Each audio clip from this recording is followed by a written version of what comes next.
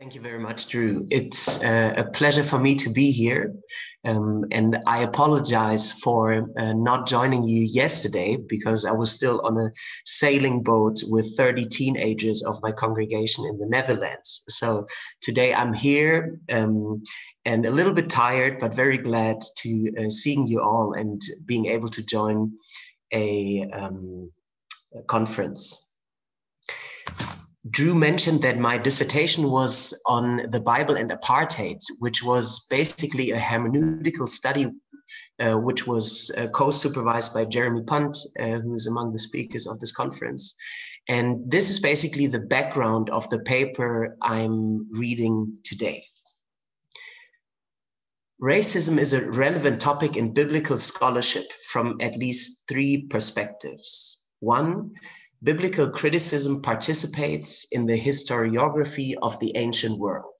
The question, how identity was constructed in early Christianity, is a field of high interest. Mechanisms of inclusion, exclusion, particularity, universality, and othering are detected, and there are different scholarly opinions whether racism is a helpful term to describe social identity formations in the ancient world or not. Second, from a post-colonial angle, biblical scholarship and perspectives in interpretation need to be analyzed critically. Old and New Testament studies were shaped during the heyday of European imperialism and thus took part in racist endeavors.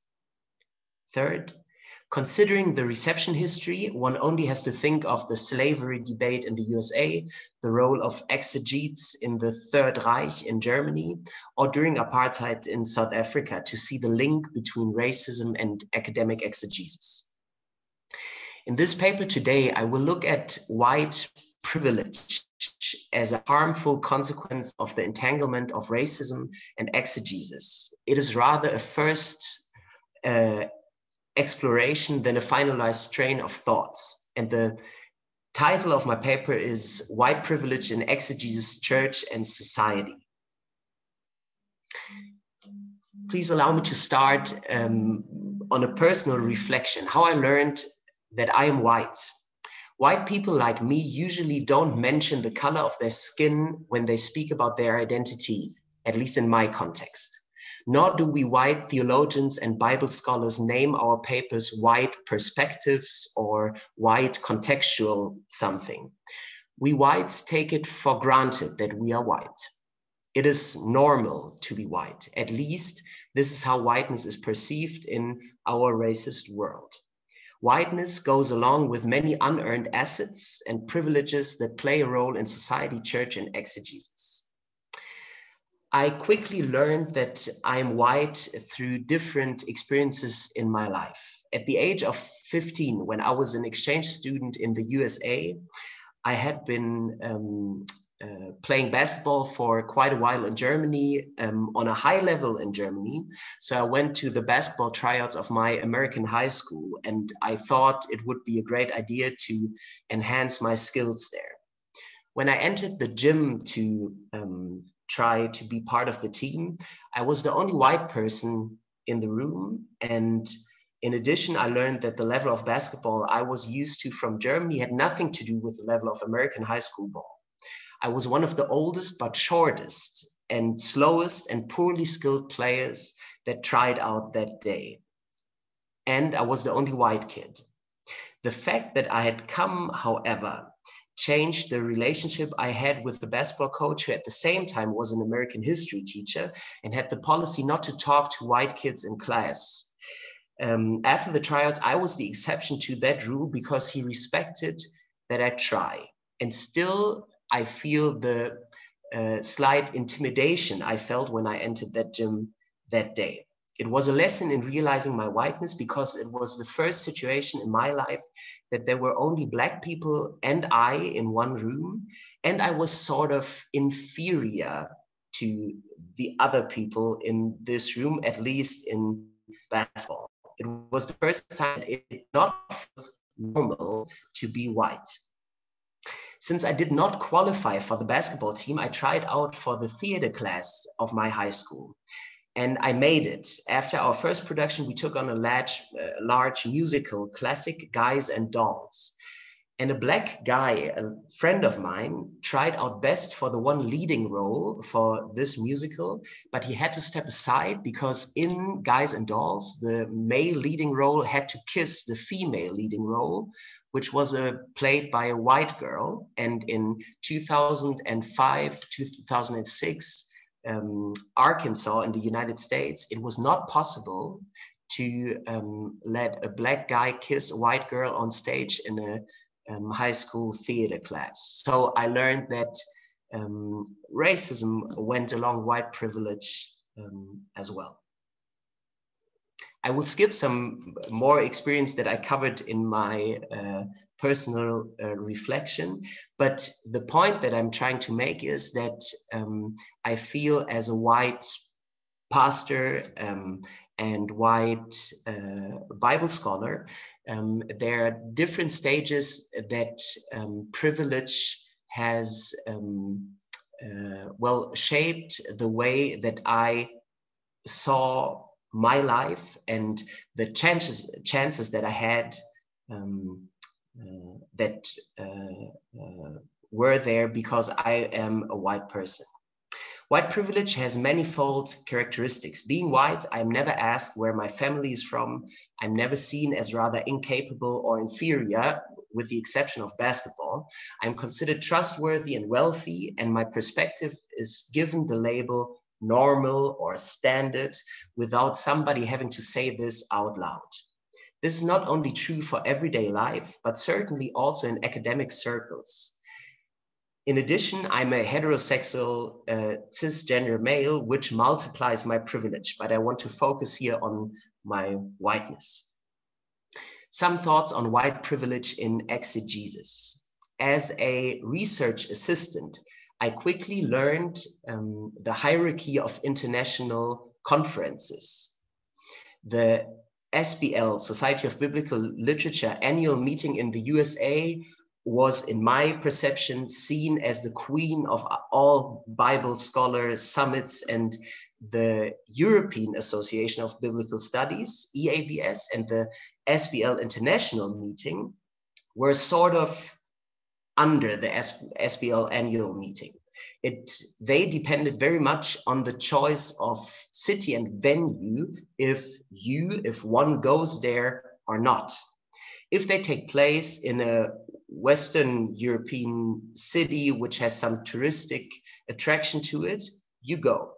If they take place in an Eastern European city or in the global South, it really depends on how attractive the venue and the country is from a Western white point of view. And then there's also, of course, a economic side to this, because the problem is if the predominantly white scholars from the rather rich global northern Western countries don't show up to a conference, the conference will suffer financial hardships. Or also the politics of the old and dignified SNTS, Studiorum Novi Testamentis Societas, where scholars from all over the world are welcome, but the language of publication and the language of the conferences should be German, French, or English. And candidates that are proposed by members should have published 2 major monographs, which pretty much resembles the German system of doctorate and habilitation, which is not representative for the majority of countries in the world. This is basically mirrored by politics in large global church communions. If you look at the WCC, the World Council of Churches, or the Lutheran World Federation, you'll find that German, French, and English remain the conference languages, even though the largest member churches are now for quite some time from Asia and Africa.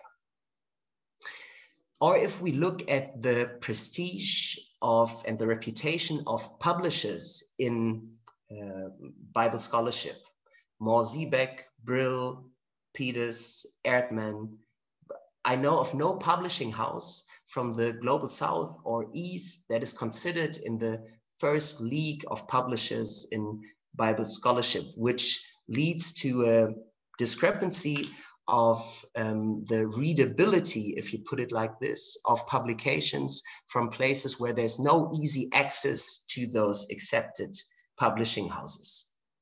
If you search for exegetical literature, for example, from Africa or Asia in German theological libraries, and I would assume this is true for more Northern and Western universities, you're likely to find them in the departments of missiology or religious science, rather than in Old or New Testament sections.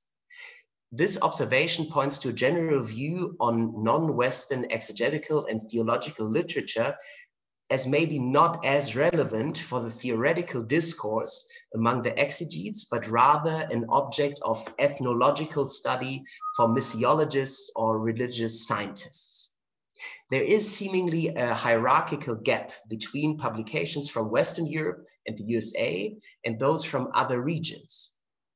At conferences, I, as a white male, am not likely to be asked to participate in a contextual exegesis group. Why is this? Because my frame of reference is the normal one. In exegetical terms, the historical critical one. My white and Western European perspective is seen as rather objective, while other approaches that take seriously the contextuality of all perspectives are framed post-colonial, feminist, Black, Indian, you name it. I'm not arguing that this labeling is wrong. Jonathan Lowe just put one title, An Asian Perspective on Exegesis. I think this is perfectly fine. It is just, in my view, a little bit unfair that my papers or my perspective on exegesis is not put in such a category, or it is expected from me to do this. It's not that only queer, feminist, or liberation approaches look at the Bible from a certain angle, but of course also heterosexual, male, and white perspective, such as mine. I should reflect privilege and the racist history of the scholarly discipline and what consequences this had for interpretation of biblical texts. Surely, this has to do with the history of Christianity and subsequently that of academic theology. Christianity went along colonial enterprises, and white missionaries brought the Bible to large parts of Africa, Asia, and Latin America. And European immigrants formed universities according to the ones they knew from their home countries and imported structural racism and racist thought patterns. Against the background of this history, white perspectives always have been dominant. One aspect of a strategy to overcome white privilege in exegesis and thus in libraries, at conferences, and in publications, it could be an ethics of interpretation that does not only leave hermeneutical reflections about the location of the exegete up to Black, queer, post-colonial, and other label scholars, but takes seriously the positionality of all exegetes. I would like to contribute to a contextual white and Western hermeneutics that takes on the challenge to really engage in privilege and the racist history that paved the way for white privilege and white exegesis. The aim would be equality and leaving behind the powerful hierarchy that white privilege has installed over the centuries. Now, some thoughts on white privilege in church. I am a pastor, so this is currently my biggest frame of reference. A couple of weeks ago, we held a crisis meeting in our church building. A family with roots in Eritrea had approached us as a part of a community network that links diverse social actors in our part of town to tackle the challenges of the people who live here and contribute to a better community life. They reported a very alarming incidence of a racist threat and a history of insults and offensive language against Black kids and children of color by one white individual in the neighborhood. Among other things, we started a solidarity petition where more than 100 individuals from the neighborhood signed. Through this list, racism in all its forms became a topic congregants and neighbors would talk about after church.